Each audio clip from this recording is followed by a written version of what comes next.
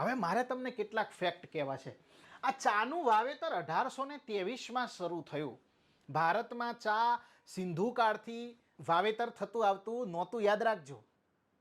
ભારતમાં ચા જે છે ને, એક જોરદાર ફેક્ટ તમને કહું, ભારતમાં ચા એક રોબર્ટ ફોર્ચ્યુન નામનો વ્યક્તિ હતો, જે ચાઇનાની અંદર જે ચાના છોડ વાવેલા હતા એમાંથી કેટલાક છોડ ચોરી અને ભારતની અંદર આસામના તેતલિયા પ્રદેશમાં 1823માં વાવણી કરે છે.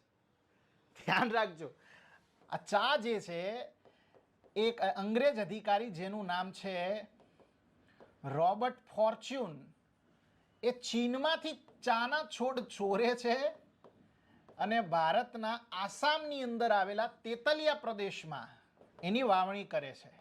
અને તમને જો એવું લાગતું હોય કે ચાની શોધ ભારતમાં થઈ હતી તો એ તમે ખોટા છો. ચાની શોધ પણ ચીનમાં થઈ છે, અને એ પણ ક્યારે? 2737 ઈસવીસન પૂર્વે.